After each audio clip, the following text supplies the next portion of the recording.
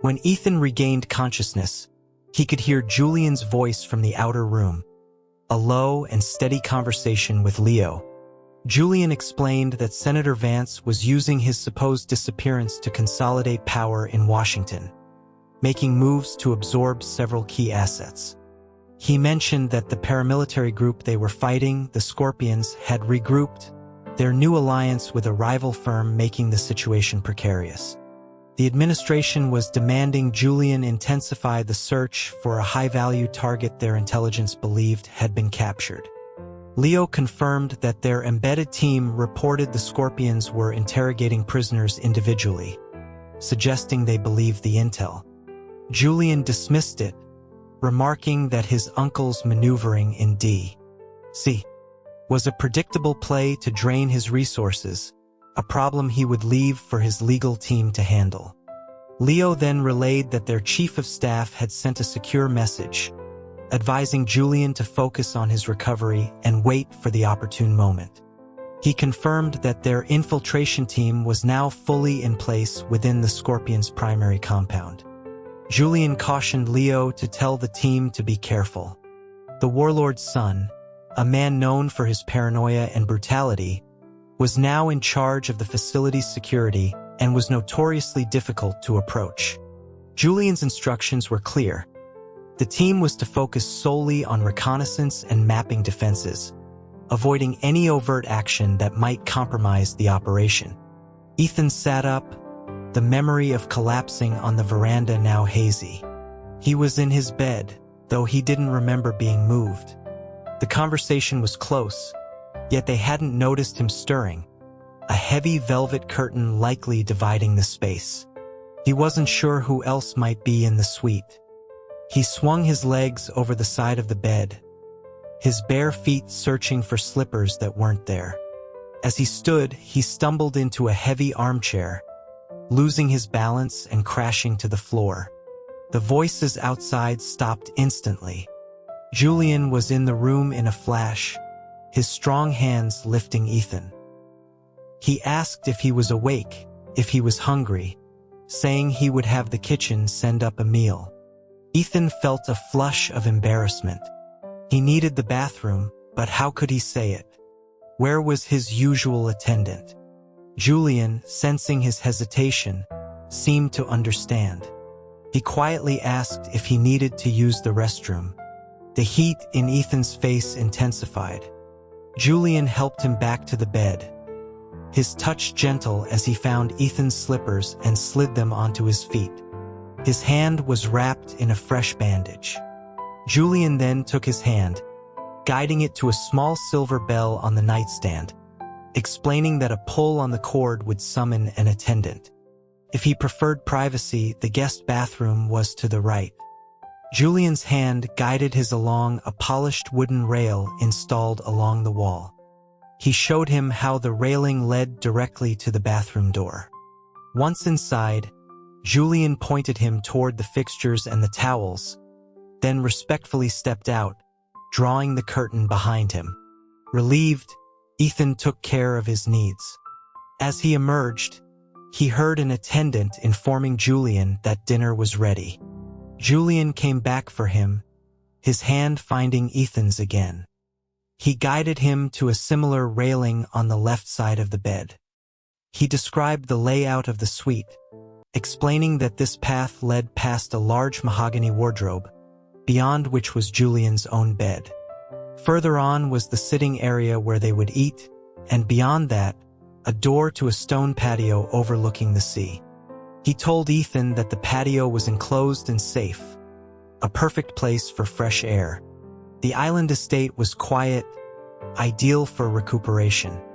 He seated Ethan at the dining table, placing his hands on the silverware and the heavy ceramic bowl. Julian explained that a special, lightweight set had been ordered for him. A server would describe each dish, and Ethan needed only to say what he wanted. After ensuring he was settled, Julian took his own seat across the table. Ethan could feel Julian's intense presence as they ate in silence. It was clear this was to be their new arrangement, living and dining together. felt strange, yet he didn't know how to object. After a few bites, Julian's voice cut through the quiet. He asked why Ethan was only eating the vegetable dishes. Before Ethan could reply, his attendant chimed in, explaining that Mr. Ethan had long maintained a strictly vegetarian diet. A moment of silence passed before Julian remarked on how slight his frame was. He didn't press for reasons, instead instructing the staff to find a chef who specialized in vegetarian cuisine, demanding creative and varied menus daily. Ethan felt a small wave of relief that Julian wasn't forcing the issue, the gratitude momentarily overriding his unease. But perhaps the stress was too much, or the underlying despair too deep, because 2 nights later the fever returned. Dr. Eris prescribed medication, but it was like throwing water on hot coals. The heat would not subside. Julian knew it was a sickness of the mind, not just the body. He dismissed the doctor and took over himself, spending hours by the bedside, applying cool towels to Ethan's forehead. Lost in a hazy delirium, Ethan drifted in a sea of darkness, unsure how long he had been ill. He felt untethered, floating between a hellish torment and a listless purgatory. One night, he surfaced to a moment of clarity. Cool water was being spooned into his mouth, chasing away the oppressive heat. He whispered, asking if he was still alive. A deep voice answered that he was. Ethan closed his eyes, murmuring for Julian to just let him go. He felt the blankets shift as a body slid into the bed beside him. He tried to move away, but his body was weak and unresponsive. A cool, damp cloth was placed on his forehead. Julian's voice was a low murmur beside his ear. He spoke of a time when his younger brother was sick, how their mother had cared for him until she herself fell ill, and how he had taken over. He mused that if she were still alive, she would be just as worried now. At the mention of family, Ethan gave a bitter, broken laugh. He thought of Julian's brother, brilliant and ambitious, and knew that even if he had lived, with their mother gone and Julian's own position precarious, he would have been a target. Julian gently wiped the sweat from his brow.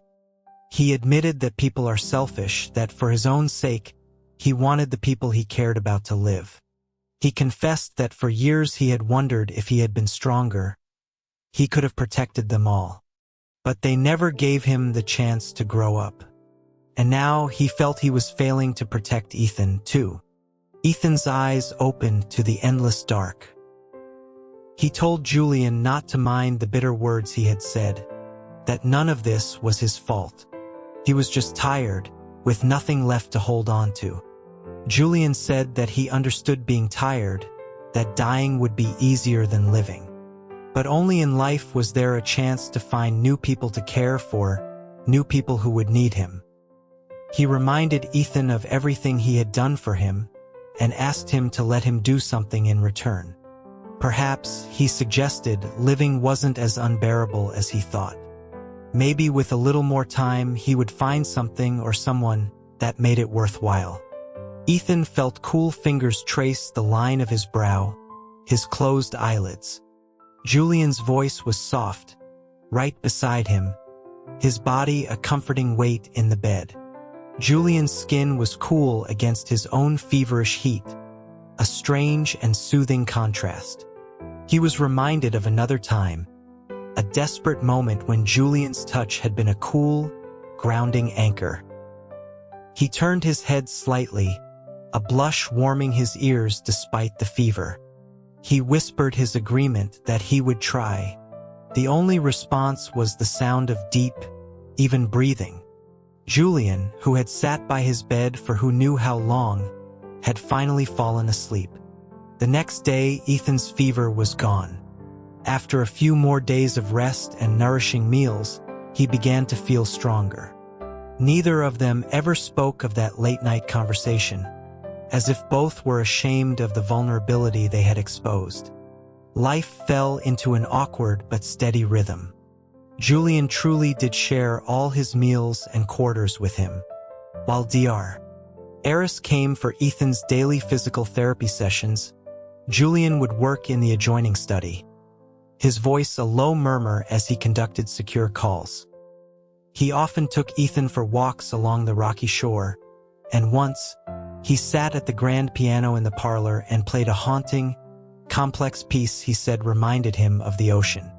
Other times he would take him to a small, historic chapel on the far side of the island to speak with the old priest about history and philosophy. The estate felt sparsely populated.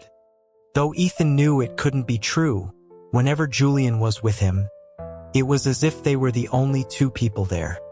Julian's manner was natural and calm. He never coddled him, only offering help when Ethan truly struggled.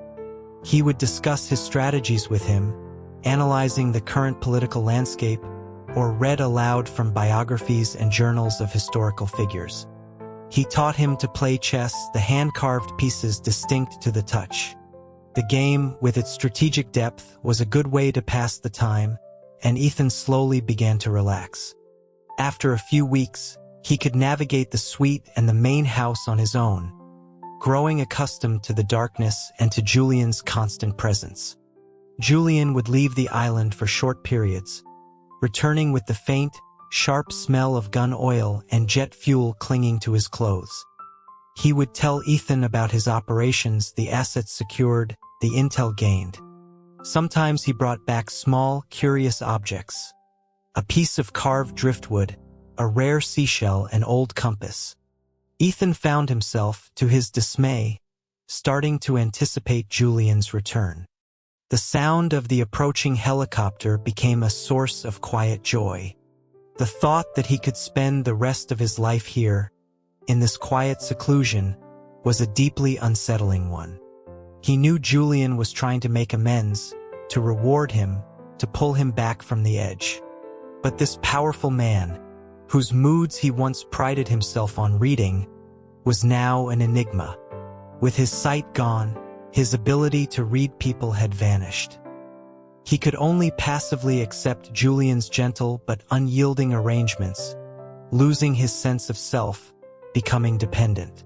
The suicidal thoughts had faded, replaced by a strange contentment. It was a terrifyingly effective strategy. He knew that outside this bubble, a storm was raging. Julian's disappearance was a ruse, a strategic retreat from which he continued to direct his forces, preserving his strength while his uncle, Marcus Vance, overextended himself against their shared rivals. He had already sent a covert team to the heart of the enemy's territory. Julian was still young, but his mind was sharp, his planning meticulous. He was a sleeping dragon, waiting for the right moment to strike. Julian would not stay on this island forever. But Ethan, if his eyes never healed, might. And he found he didn't entirely resent the idea. Summer turned to fall. They had been on the island for 5 months. One day, during a therapy session, Ethan suddenly perceived a blurry halo of light. Overjoyed, he told Dr. Eris, who was equally excited, confirming that the experimental treatment was working. From that day on, his vision improved. The light grew stronger, and soon he could make out shapes and shadows. Dr. Eris, fearing the brightness might damage his recovering eyes, had him wear a soft bandage, removing it only for brief daily tests. Late one night, a violent storm rolled in. Ethan was startled awake by a deafening clap of thunder. He wasn't wearing the bandage. A flash of lightning illuminated the room, and he saw a figure standing by the window. He cried out in shock. The figure moved toward him. "It's all right, it's me," a familiar voice said. It was Julian. "You can see?" Julian asked, his voice filled with surprise as he lit a bedside lamp. Ethan shook his head, explaining it was just a blurry silhouette. He asked why Julian was back. Julian moved closer, his face a warm, orange blur. Ethan could smell the metallic tang of his tactical gear. the damp scent of leather and rain, and beneath it all, a faint, clean floral fragrance. Julian explained that he had to leave again immediately. He had amassed his forces and was certain he could take the enemy's main stronghold, but it would be a brutal fight. The main assault was tomorrow at dawn. He had received Dr. Eris's message about Ethan's eyes and had to come back, just for a few hours, to see for himself. Ethan voiced his concern that Julian's forces were stretched thin, with his uncle controlling so many of the main assets. Julian gave a short, sharp laugh. He said that a direct capture of their headquarters would be a legendary victory. His uncle, after months of political maneuvering, would realize he had only been a distraction, allowing Julian to swoop in and seize the prize. He could already imagine the look on his face. The risk was worth it. Ethan could hear the raw ambition and confidence in his voice. He smiled and offered his best wishes for a great victory. Julian laughed, and Ethan felt something damp and fragrant being pressed into his hand. It was a cluster of flowers, the source of the scent he had noticed.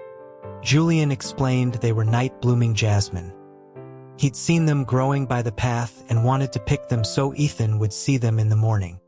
He hadn't counted on the storm waking him. Ethan held the flowers, momentarily stunned. In the soft lamplight, Julian looked at him, his dark lashes casting long shadows.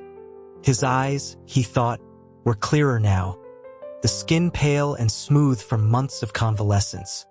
For a moment, Julian looked like he wanted to embrace him, but his gear was soaking wet, and he had to return to his command post.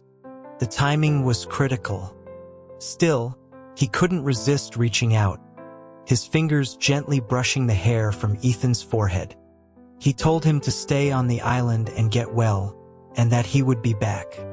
At first light, as the rain stopped, a helicopter's rotors began to spin, the sound echoing like thunder. Julian, his face set with determination, boarded the aircraft and ascended into the pale dawn sky, leaving Ethan feeling strangely empty. He told himself it was just the frustration of being left behind while Julian was out changing the world. He threw himself into his recovery with renewed effort, even recalling old eye exercises he'd read about. Slowly, the world came into focus. The day he saw everything with perfect clarity, he wept. The faces of Dr. Eris and his attendants seemed impossibly kind. His eyes were still sensitive to bright light and tired easily, but he was healed. He explored every corner of the island and discovered that Julian had commissioned landscapers to plant an entire grove of cherry trees on a hillside overlooking the ocean. He spent his days walking, reading, and practicing yoga on a secluded stretch of beach. He knew he was never truly alone. The ever-present but unseen security detail was a given. News from Julian was always positive. As the days grew shorter and the autumn air turned crisp, Ethan found a new peace. His body grew stronger, his mind clearer. One afternoon, as golden sunlight streamed across the beach, he heard the thundering of hooves. He looked up to see a tall figure in dark riding gear galloping toward him. The man reined in his horse just feet away, a wide grin spreading across his face. "Ethan," he boomed, "your commander has returned victorious. We broke their fortress in 3 days." Ethan stared. Under the bright sun, the man was travel-worn and rugged, his hair tousled by the sea wind, his jaw unshaven. His eyes were sharp as a hawk's. This man, with his sun-darkened skin and raw, powerful energy, was a world away from the pale, elegant aristocrat he had known. The wind whipped his coat behind him, and Ethan could almost picture him on the battlefield, a force of nature. Seeing Ethan's stunned silence, Julian laughed and extended a hand. Ethan took it, and with a single, effortless pull, he was in the saddle, seated in front of Julian. With another triumphant laugh, Julian spurred the horse into a wild run along the shoreline. The wind rushed past them, and Ethan, held tight against Julian's chest, could feel the strong, steady beat of his heart. Julian shouted over the wind, asking if it wasn't magnificent, if his eyes were truly better. Swept up in the exhilaration, Ethan laughed and nodded. They rode for miles before Julian slowed the horse to a walk among a tumble of seaside boulders. He dismounted, then helped Ethan down. From a saddlebag, he produced a bottle of aged bourbon. He explained it was from the enemy commander's private collection, something he had brought back specifically for him. He uncorked it with his thumb and took a long drink before handing it to Ethan. Ethan took a sip. It was smooth but incredibly strong, and a warmth instantly spread through him. Julian laughed, saying it was better than the cheap stuff they usually had, and launched into a vivid account of the siege. As Julian spoke, his eyes blazing with the memory of the fight, Ethan found himself smiling. This was the dream of every ambitious man: to build, to conquer, to create a legacy. Julian was barely in his 30s, and he had achieved something extraordinary. It was no wonder he was so proud, so unguardedly joyful. The battlefield had forged him into something new. They sat by the ocean and finished nearly the entire bottle. Seeing Julian, unshaven and in his rumpled clothes, Ethan gently suggested that he might want to go back and get cleaned up. Julian's grin was wicked. He declared they were going to the hot springs. Before Ethan could protest, he had whistled for the horse, pulled Ethan back into the saddle, and was riding back toward the main house. Ethan, feeling the effects of the bourbon himself, tried to argue that it wasn't a good idea to soak after drinking so much, but Julian just laughed. He half-dragged, half-carried a laughing Ethan into the estate's spa, a room of dark slate and steam, and jumped straight into the hot, bubbling water, clothes and all, pulling Ethan in with him. Ethan, spluttering, found himself laughing uncontrollably. He helped Julian out of his heavy jacket and boots while attendants, summoned by the commotion, brought towels and toiletries. As they worked on Julian, trimming his beard and washing his back, Ethan noticed the network of scars, some old and white, others still pink and new. Julian seemed completely unconcerned, lounging like a contented predator. The steam and the bourbon were making Ethan's head spin. He excused himself, stepping behind a screen to change into a dry robe. He told the head attendant not to let Julian soak for too long. When he turned back, Julian was watching him, his eyes heavy-lidded. His hair was wet and dark against his skin, his face flushed. He suddenly dismissed the attendants, his voice low but firm. They vanished in an instant. Ethan, worried Julian was unwell, went to the edge of the pool to check his forehead for fever. Before he could speak, Julian's hand shot out, grabbing his wrist. He was pulled into the water with a force that took his breath away. The world was a blur of heat and steam, and then Julian's face was inches from his, and his mouth was on his, fierce and demanding. The kiss was a whirlwind, a raw expression of victory and long-suppressed desire. Ethan, already dizzy, felt his knees go weak. Julian's arm clamped around his waist, pinning him against the stone side of the pool. He felt the hard proof of Julian's arousal against him and tried to push away, but it was useless. Julian was stronger, forged into steel by months of war, and Ethan's struggles were futile. When the kiss finally broke, Ethan was gasping for air, his mind a fog. Julian held his face, his voice thick with emotion as he asked him to stay with him. Ethan looked into his eyes, saw the raw need there, and felt a confusing mix of fear and compassion.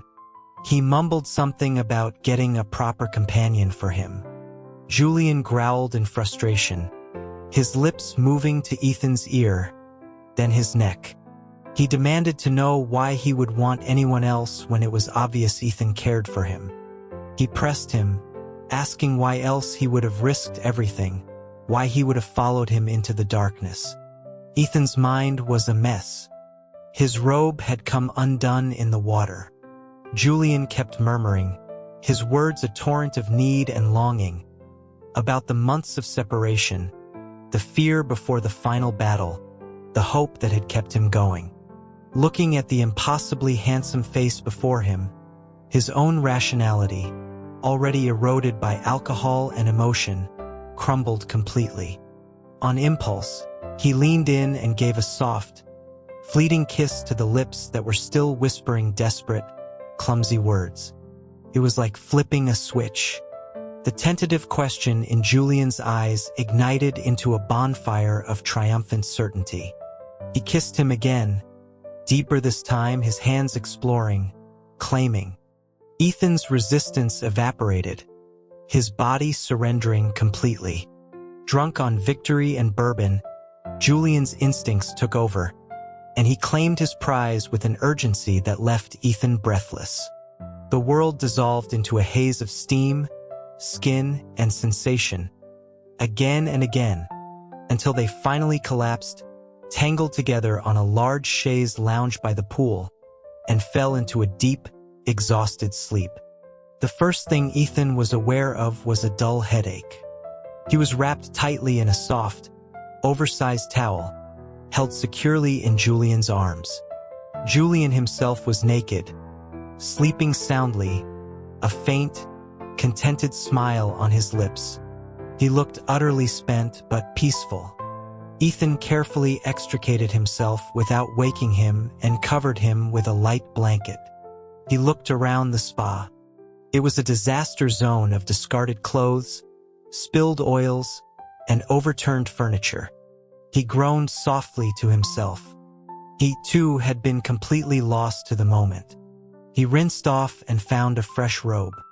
Outside the spa, Leo's second-in-command was waiting patiently. The two men shared an awkward glance. The attendant tactfully reported that Julian had been back for less than an hour before coming to find Ethan. He mentioned that the senator was already making inquiries and that a detail was being dispatched to the mainland. Ethan nodded, his face hot, and walked out toward the sea to clear his head. He was soon joined by Leo himself, who clapped him on the shoulder and congratulated him on his recovery. Leo explained that the main forces were still securing the captured territory, and Julian had brought only his personal guard back. The official report of their victory was already on its way to Washington. The senator's allies were still tied up dealing with the fallout, a perfect opportunity for Julian to consolidate his gains. Leo added that Julian had been frantic when he heard about Ethan's improved eyesight, insisting he come back personally to bring him to the new command center. He said Julian felt it was wrong for Ethan to be stuck on the island alone when he had contributed so much to the victory. Just then, they heard the sound of an ATV approaching. It was Julian, dressed in a simple, casual robe. He looked from Leo to Ethan, a flicker of anxiety in his eyes before his expression settled. He asked what they were discussing. Leo cheerfully relayed their conversation. Then, sensing the private moment, excused himself. Julian watched him go before turning to Ethan, his voice hesitant. He suggested they go back for breakfast. In that moment, seeing the powerful, victorious commander looking so unsure, something shifted in Ethan. This man had thrown armies into battle, reshaped political landscapes, and yet here he was nervous as a boy. He thought of how Julian had abandoned his victory celebration just to come back for him. A complex warmth spread through his chest. He met Julian's gaze and smiled. He asked if the commander wasn't starving after drinking an entire bottle of whiskey for dinner. The relief on Julian's face was palpable. He laughed, admitting he was famished. He swung himself onto the ATV and pulled Ethan on behind him. Back at the house, breakfast was already laid out. They ate in comfortable silence, the awkwardness gone. Afterwards, Julian laid out his plans, explaining how the victory had completely changed the game, giving him the leverage he needed against his uncle. Then, with the staff gone, he pulled Ethan into his lap, his kiss now gentle, full of unspoken promises. He whispered that he would always take care of him. That night, Ethan slept in his own room within the suite. In the deep quiet of the night, he felt a soft warmth press against his lips. It was a gentle, tentative kiss, full of careful exploration. He opened his eyes. Julian was in his bed, holding him, his eyes wide open in the darkness. Ethan whispered that he should get some sleep, that they had an early start. Julian held him tighter, murmuring that yesterday he had been overwhelmed, that he hadn't meant to be so rough. Ethan closed his eyes, saying he knew that Julian was celebrating. But Julian continued, explaining that for the first time in his life, this victory was something he had earned entirely on his own. He needed Ethan to understand how much that meant to him. And he added quietly, he was just as happy that Ethan's eyes were healed. He was happy they were together. He was afraid it wasn't real, afraid Ethan would leave, but he didn't regret any of it. Ethan opened his eyes and saw the vulnerability in Julian's expression. He smiled softly. "I'm happy too," he said,